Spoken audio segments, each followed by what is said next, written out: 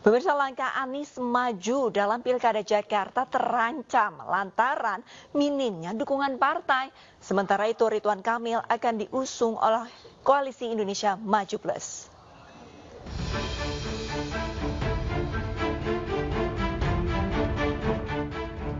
Hingga hari ini baru PKS yang menyatakan mengusung Anies. PKS pun mengunci duet Anies Sohibul Iman. Namun, PKS berpeluang menarik dukungannya. Lantaran hingga batas waktu yaitu 4 Agustus, Anies belum mendapat dukungan partai lain. Sementara PKB dan Nasdem belum memberikan surat rekomendasi.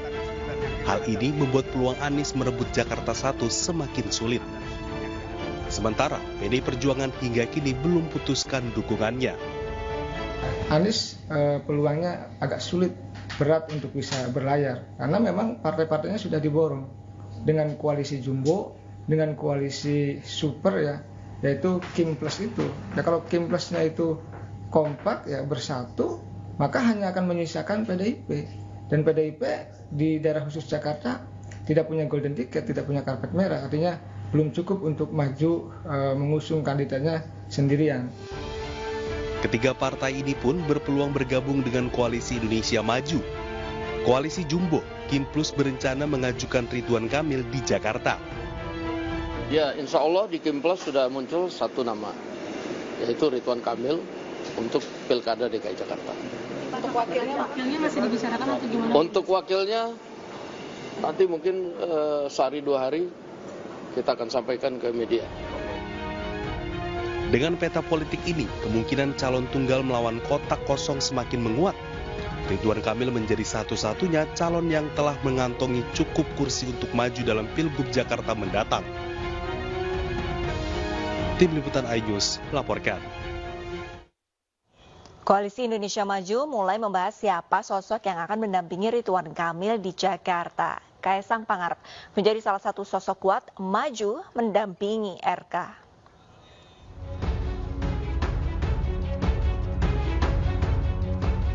Ketua Umum PSI Kaisang Pangarep menjadi salah satu sosok kuat yang akan diajukan menemani Ridwan Kamil di Jakarta.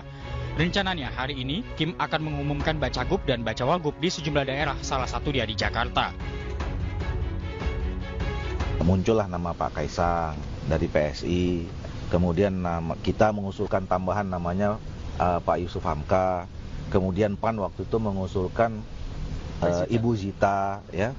Nah, saya waktu itu mendorong, kan ada Gerindra namanya Pak Ariza Patria gitu. Nah, nanti nama-nama itu mungkin juga termasuk yang akan digodok di dalam pembahasan siapa yang akan menjadi calon wakil gubernurnya Pak Ridwan Kamil. Bersama dengan partai politik yang berada di Koalisi Indonesia Maju maupun yang nanti akan bergabung. Kaisang pun menyanggupi jika diminta maju dalam pilkada mendatang. Bahkan Kaisang siap melawan dominasi Anies Baswedan di Jakarta. Kalau saya pribadi diminta untuk bisa nanti oleh masyarakat untuk maju ke pilkada melawan Pak Anies, saya berani. Melawan Pak Ridwan Kamil pun saya berani. Selain Kaisang, sejumlah nama juga diajukan dalam pertemuan Kim Plus. Namun keputusan akhir Bacawagub nantinya sudah atas persetujuan Prabowo Subianto. Tim Liputan iNews melaporkan. Baliho bergambar Andika Perkasa mulai bermunculan di tepi jalan kota Semarang. Nama Andika Perkasa muncul di internal PDIP untuk diusung dalam kontestasi Pilgub Jawa Tengah 2024.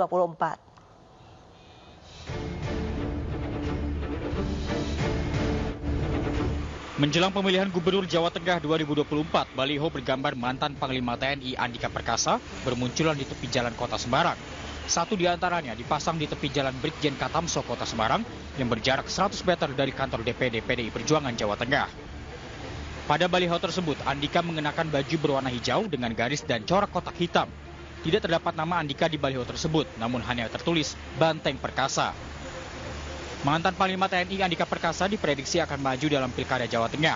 Meski hingga kini PDI Perjuangan belum memastikan calonnya, namun Andika menjadi kader terkuat partai.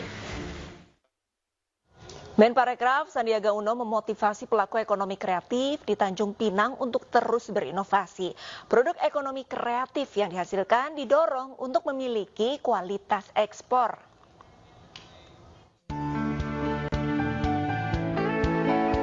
Menteri Pariwisata dan Ekonomi Kreatif Sandiaga Salahuddin Uno menghadiri workshop kata kreatif di Kota Tanjung Pinang.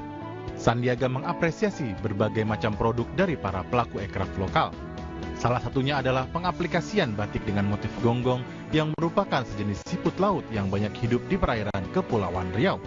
Bagus-bagus ya, saya tadi lihat beberapa produknya ini yang saya pakai, tanjaknya, terus tadi produk-produk yang sudah dipasarkan sudah layak untuk menjadi produk andalan ekspor kita dari sektor ekonomi kreatif. Workshop kata kreatif menjadi bagian dari program pengembangan Kabupaten Kota Kreatif dalam memperkuat ekosistem ekraf di berbagai daerah di Indonesia. Dari Tanjung Pinang, Kepulauan Riau, Ilham Zarkasya, iNews melaporkan.